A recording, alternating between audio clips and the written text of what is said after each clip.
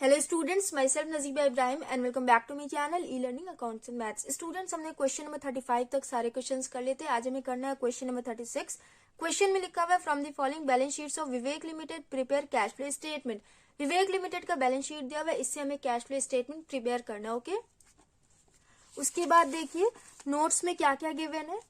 Share capital में equity share capital का last year का बैलेंस एंड करंट ईयर का बैलेंस दोनों गिवन है। प्रेफरेंस शेयर कैपिटल का भी। उसके बाद शॉर्ट टर्म प्रोविजन है, प्रोविजन फॉर टैक्स, जिसका लास्ट ईयर का बैलेंस एंड करंट ईयर का बैलेंस भी गिवन है। उसके साथ साथ आपके एडिशनल इन्फॉर्मेशन में यहाँ लिखा हुआ है income tax paid during the year amounted to 25,000। Question number 34 and 35 में मैंने आपको बताया था ना, जब भी आपकी क्वेश्चन में प्रोविजन फॉर टैक्स का ओपनिंग एंड क्लोजिंग, इसके साथ साथ इनकम टैक्स पेड या फिर प्रोविजन फॉर इनकम टैक्स ऐसा कोई इन्फॉर्मेशन गिवन हो, तो उसके लिए आपको अलग से वर्किंग नोट में पहले provision for income tax account prepare करना पड़ेगा। उसके बाद आप कैश फ्लो स्टेटमेंट बनाएंगे। ओके, तो देखिए इसमें हम पहले अलग से वर्किंग नोट में provision for income tax account prepare करेंगे। ओके, तो यहाँ देखिए उसके बाद टेंजिबल एसेट्स में बिल्डिंग एंड प्लांट, उसका opening balance and closing balance दोनों गिवन है। उसके बाद यहाँ लिखा हुआ है point first, depreciation charge on plant was 30,000 and on building 50,000। Building पे 50,000 डेप्रिसिएशन लगाया गया एंड प्लांट पे 30,000। ओके, एंड सेकंड पॉइंट मैंने आपको पहले बताया, income tax paid during the year amounted to 25,000। यहाँ पे इनकम टैक्स पेड गिवन है, तो हमें provision for income tax account बनाना है। वहां से हम प्रोविजन कैलकुलेट करेंगे। करंट ईयर में कंपनी ने प्रॉफिट से निकाल के प्रोविजन में कितना अमाउंट ट्रांसफर किया होगा, हम वो कैलकुलेट करेंगे। पहले हम यहां से लेते थे ना, करंट ईयर में जो भी बैलेंस था उसे हम प्रोविजन में ऐड करते थे एंड लास्ट ईयर को हम इनकम टैक्स पेड में माइनस कर देते थे, ये करते थे ना। बट जब आपके क्वेश्चन में एडिशनल इन्फॉर्मेशन में इनकम टैक्स पेड या फिर प्रोविजन फॉर टैक्स गिवन, तो उस केस में आपको वर्किंग नोट में अलग से provision for income tax account बनाना पड़ता है। ओके, उसमें ये और ये बैलेंस सिर्फ ओपनिंग एंड क्लोजिंग के काम आता है और कोई इनका यूज नहीं होता है। ओके, तो देखिए स्टूडेंट, सोल्यूशन स्टार्ट करते हैं। सबसे पहले हम कैश फ्लो स्टेटमेंट में ऑपरेटिंग एक्टिविटी से कैश फ्लो कैलकुलेट करते हैं ना, तो यहां लिखेंगे point A, cash flow from operating activities. इसमें सबसे पहले हम net profit before tax calculate करेंगे। यहां लिखेंगे नेट प्रॉफिट बिफोर टैक्स। तो कैसे कैलकुलेट करेंगे, ध्यान से देखिएगा। यहाँ पे आपके नोट्स में रिजर्व एंड सरप्लस का कोई इन्फॉर्मेशन गिवन नहीं है, तो आप बैलेंस शीट में चेक करिए। या रिजर्व एंड सरप्लस में लास्ट ईयर प्रॉफिट हुआ था कंपनी को 50,000, करंट ईयर प्रॉफिट हो 1,52,000। स्टूडेंट्स, यहाँ पे रिजर्व एंड प्रॉफिट दोनों अमाउंट इंक्लूड है एक में ही। ओके, तो आप डायरेक्ट यहाँ से माइनस करके कैलकुलेट कर लो प्रॉफिट एंड लॉस का बैलेंस और रिजर्व का बैलेंस। तो 1,52,000 माइनस 50,000 कितना हो जाएगा, 1,02,000 ना। यहाँ पे हम net profit before tax calculate करेंगे।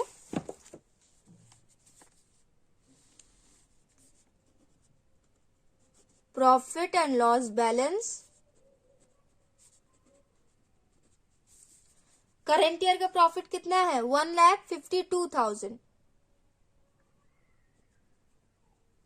माइनस लास्ट ईयर प्रॉफिट कितना आया था 50,000। 1,52,000 माइनस 50 हो जाएगा 1,02,000। इसमें हम जनरल रिजर्व को ऐड करते हैं ना, तो यहाँ पे रिजर्व एंड प्रॉफिट दोनों बैलेंस एक में इंक्लूड था, तो ये इसमें जनरल रिजर्व वाला अमाउंट भी इंक्लूड होगा। ओके, इसके बाद हम डिविडेंड को ऐड करते थे, बट आपके क्वेश्चन में डिविडेंड गिवन नहीं है, तो उससे हम इग्नोर करेंगे। उसके बाद प्रोविजन फॉर टैक्स को हम ऐड करते थे ना, तो प्रोविजन फॉर टैक्स की एंट्री करेंगे, add provision for tax.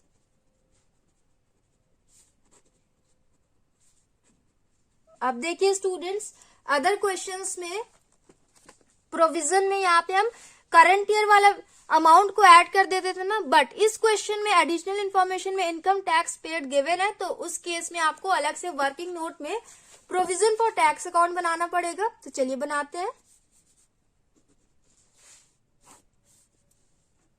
Provision liability होती है तो ओपनिंग बैलेंस की एंट्री हम क्रेडिट पे करते हैं ना। तो यहाँ देखिए ओपनिंग बैलेंस दिया हुआ है 27,000 एंड क्लोजिंग बैलेंस दिया हुआ है 35,000। तो इसकी एंट्री करेंगे by balance B D 27,000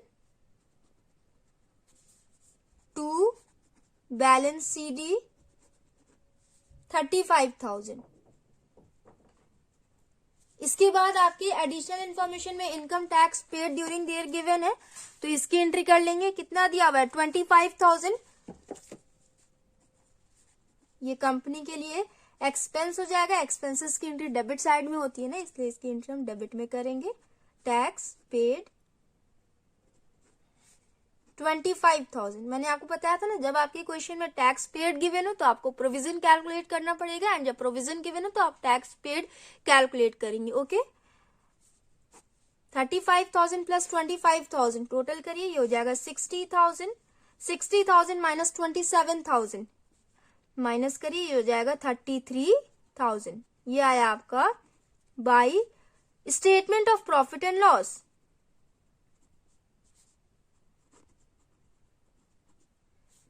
bracket में आप लोग लिख लेना provision for income tax.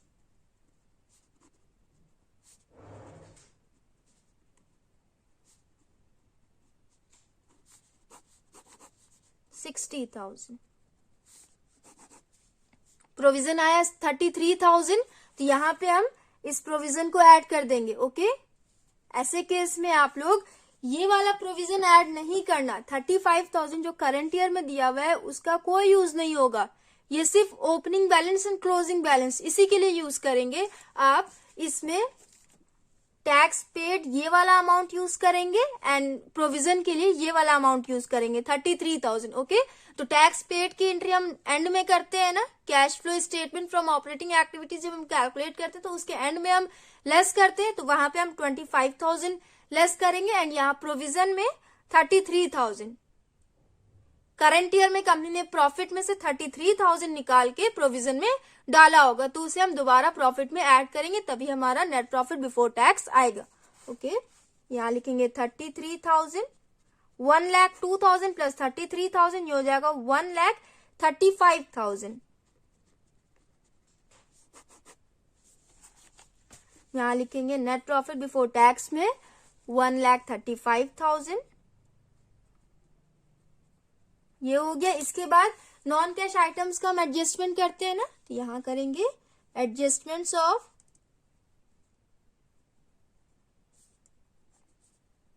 Non cash items. इसमें देखिए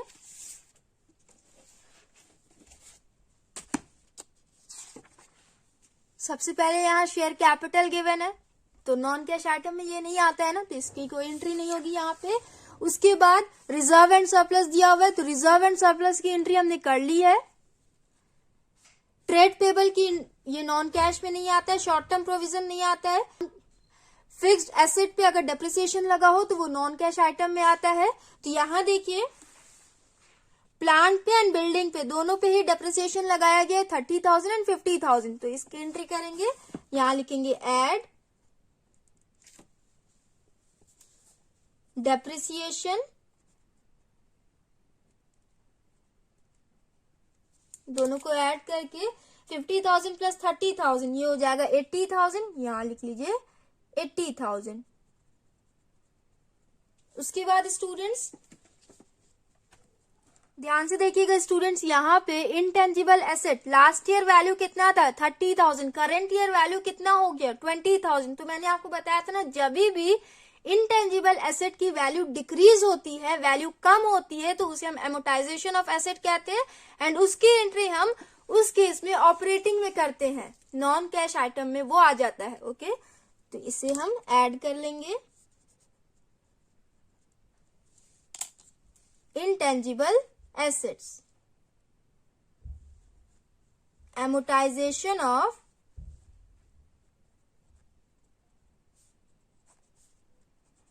intangible asset। कितने से वैल्यू डिक्रीज हुई है? 10,000 से ना, तो यहाँ लिखेंगे 10,000। दोनों ही एक्सपेंस है कंपनी के लिए, तो दोनों को ऐड करेंगे। 80,000 प्लस 10,000 ये हो जाएगा 90,000। ये हो गया। इन दोनों को टोटल करिए, ये हो जाएगा 1,35,000 प्लस 90,000, ये हो जाएगा 2,25,000। ये आया ऑपरेटिंग प्रॉफिट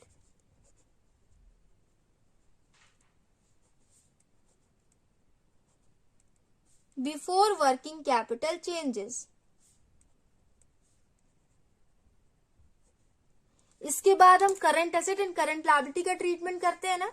यहाँ क्वेश्चन में देखेंगे, सबसे पहले करंट लायबिलिटी में देखेंगे trade payables. Last year value था 23,000, करंट ईयर वैल्यू डिक्रीज हो गई 5,000 हो गई। कितने से वैल्यू डिक्रीज हो गई? 23,000 माइनस 5,000 18,000 होगा ना। 18,000 से वैल्यू डिक्रीज हो गई। तो जब भी करंट लायबिलिटी की वैल्यू डिक्रीज होती है तो उसे हम लेस करते हैं। यहां लिखेंगे less trade payable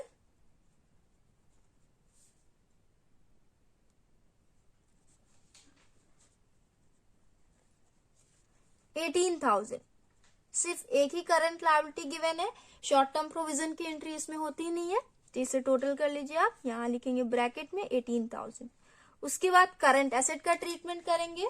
current asset में देखिए इन्वेंट्री दिया हुआ है, लास्ट ईयर वैल्यू था 45,000, करंट ईयर वैल्यू इंक्रीज होकर 95,000 हो गई। तो जब भी करंट एसेट की वैल्यू इंक्रीज होती है तो उसे हम लेस करते हैं।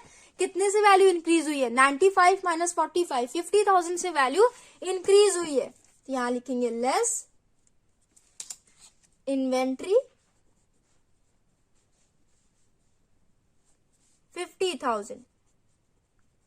कंपनी ने और इन्वेंट्रीज को परचेज किया है तो इसीलिए वैल्यू इंक्रीज हुई है। कंपनी ने परचेज किया तो आउटफ्लो हुआ होगा। उसके बाद ट्रेड रिसीवेबल, यहाँ देखिए लास्ट ईयर वैल्यू था 1,20,000, करंट ईयर वैल्यू इंक्रीज होकर 2 लाख हो गई। ट्रेड रिसीवेबल की भी वैल्यू इंक्रीज हुई है तो इसे भी हम लेस कर लेंगे। यहाँ लिखेंगे लेस ट्रेड रिसीवेबल्स।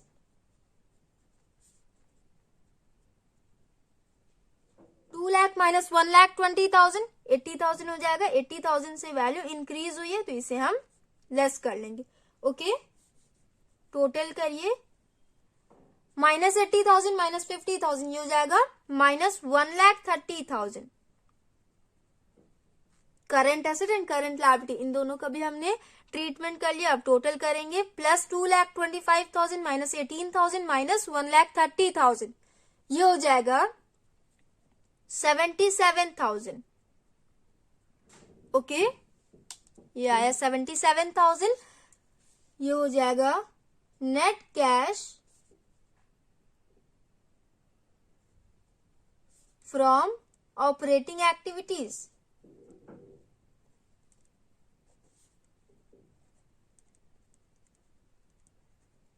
उसके बाद स्टूडेंट्स इसमें से हम इनकम टैक्स पेड को लेस करते हैं ना, तो यहाँ पे आपके एडिशनल इंफॉर्मेशन में इनकम टैक्स पेड गिवन है ना 25,000, तो 25,000 को हम इसमें से माइनस कर देंगे। यहाँ लिखेंगे less income tax paid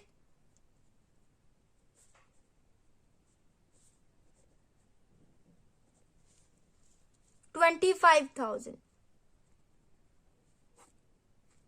77,000 minus 25,000 ये हो जाएगा 52,000।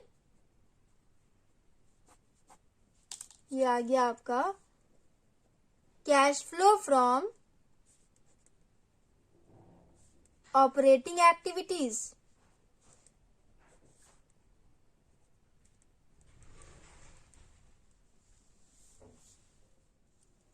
इसके बाद स्टूडेंट्स हम इन्वेस्टिंग एक्टिविटी से कैश फ्लो कैलकुलेट करेंगे ना, तो यहां लिखेंगे point B cash flow from investing activities.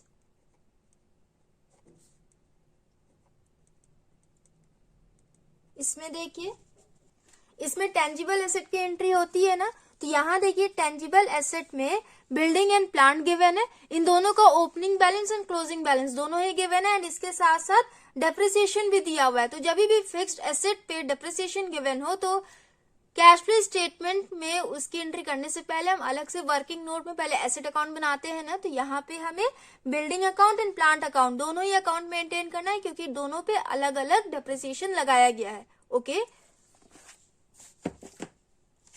देखिए यहाँ पे सबसे पहले हम बिल्डिंग अकाउंट बनाएंगे।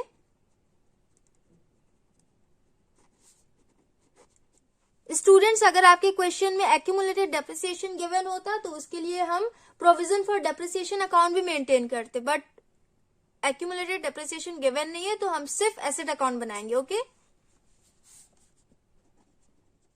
बिल्डिंग अकाउंट में देखिए ओपनिंग बैलेंस कितना दिया हुआ है 1 लाख एंड क्लोजिंग बैलेंस 80,000, तो यहां पे हो जाएगा to balance BD 1 lakh by balance CD 80,000, ये दोनों हो गया। इसके बाद डेप्रिसिएशन कितना लगाया गया है बिल्डिंग पे 50,000 ना, डेप्रिसिएशन की एंट्री इस साइड होती है, यहां हो जाएगा बाई डेप्रिसिएशन 50,000 बस।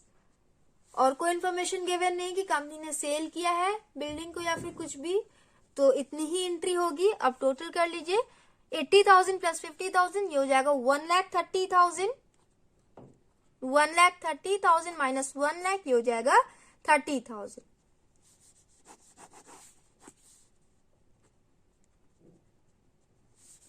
ये दोनों इक्वल सा एक लाइन में कर लीजिएगा आप लोग। ओके, ये मेरा रफ था इसलिए मैंने ज्यादा ध्यान नहीं दिया। यहां लिखेंगे टू बैंक, ब्रैकेट में हो जाएगा परचेज। ओके, बिल्डिंग अकाउंट हमने बना लिया। अब हम प्लांट अकाउंट बनाएंगे। Students, net profit before tax का calculation, provision for income tax account, building account and plant account, ये सारे पॉइंट्स आपको अपने वर्किंग नोट में करना मस्ट होगा। ओके, अगर आप लोग ये रफ में करके वर्किंग नोट में शो नहीं करेंगे तो आपके मार्क्स कट सकते हैं। ओके, तो ये सब आप लोग ये सारे पॉइंट्स अपने वर्किंग नोट में क्वेश्चन के नीचे वर्किंग नोट में लिख लीजिएगा। ओके, तो देखिए प्लांट अकाउंट में ओपनिंग बैलेंस कितना दिया हुआ है 40,000 एंड क्लोजिंग बैलेंस 70,000, तो यहां लिखेंगे to balance BD 40,000 by balance CD 70,000। उसके बाद प्लांट पे डेप्रिसिएशन लगाया 30,000 का, तो यहां लिखेंगे बाई डेप्रिसिएशन 30,000। टोटल करिए 70,000 प्लस 30,000 1 लाख, 1 लाख माइनस 40,000, ये हो जाएगा 60,000। यहां लिखेंगे टू बैंक, ब्रैकेट में हो जाएगा परचेज।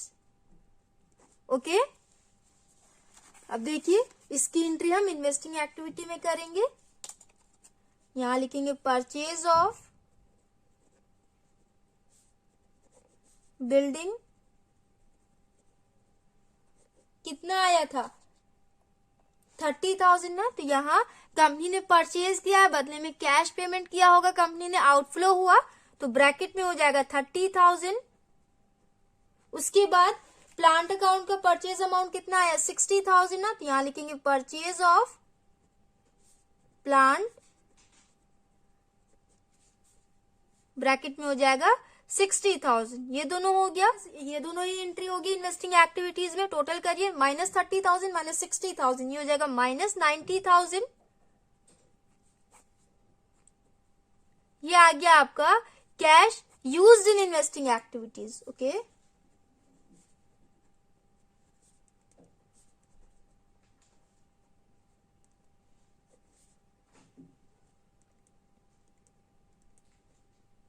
इसके बाद स्टूडेंट्स हम पॉइंट C कैलकुलेट करेंगे, फाइनेंसिंग एक्टिविटी से कैश फ्लो कैलकुलेट करेंगे।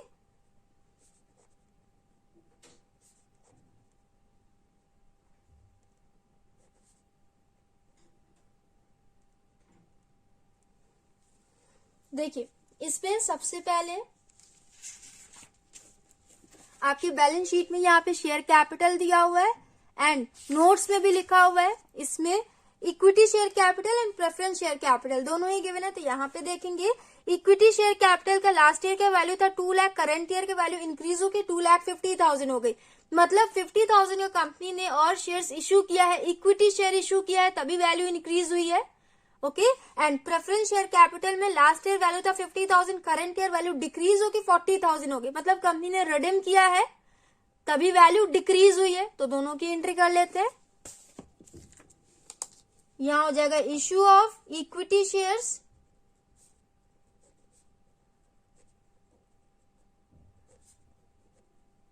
कंपनी ने इश्यू किया तो इनफ्लो हुआ होगा 50,000 का, यहां ऐड करेंगे 50,000। उसके बाद रिडेम्पशन ऑफ प्रेफरेंस शेयर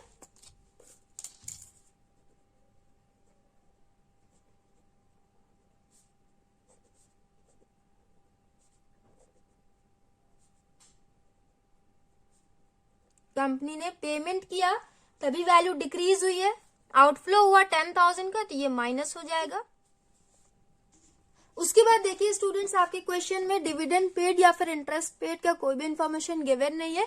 तो फाइनेंसिंग एक्टिविटी में इतनी ही एंट्री हो जाएगी। टोटल करिए 50,000 माइनस 10,000, ये हो जाएगा 40,000।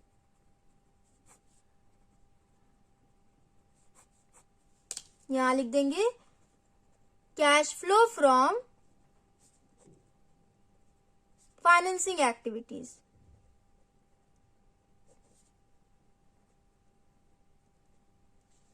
हो गया। इसके बाद तीनों एक्टिविटीज को हम ऐड करते हैं ना, तो तीनों एक्टिविटीज को हम ऐड कर लेंगे। A प्लस बी प्लस सी। ऑपरेटिंग एक्टिविटी कितना आया था 52,000, तो यहां लिखेंगे 52,000 प्लस इन्वेस्टिंग एक्टिविटी कितना आया था minus 90,000 plus financing activity 40,000। 52,000 plus minus minus 90,000 plus 40,000। 52,000 plus 40,000 ये हो जाएगा 92,000। 92,000 माइनस 90,000 ये आएगा 2,000। 2,000 आया। यहां लिखेंगे पॉजिटिव में आंसर आया ना, तो यहां हो जाएगा net increase in cash equivalents.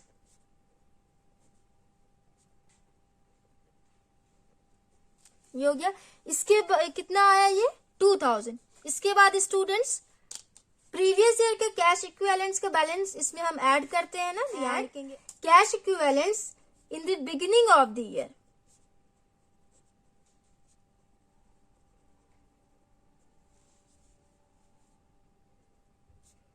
In the beginning of the year.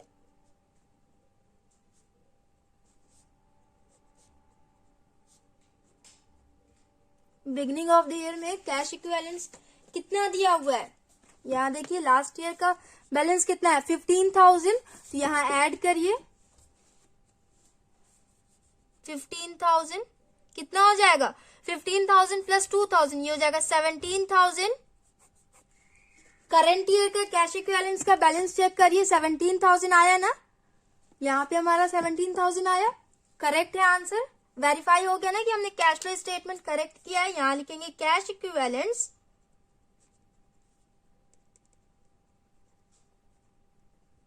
At the end of the year.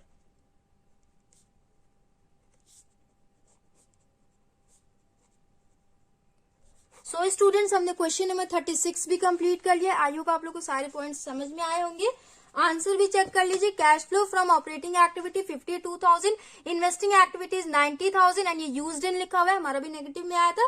Cash flow from financing activities 40,000। So students, हमने क्वेश्चन नंबर 36 कंप्लीट कर लिया। नेक्स्ट वीडियो में हम नेक्स्ट क्वेश्चंस करेंगे। So if you like my video then please like, share, comment and do subscribe my channel. Thanks for watching.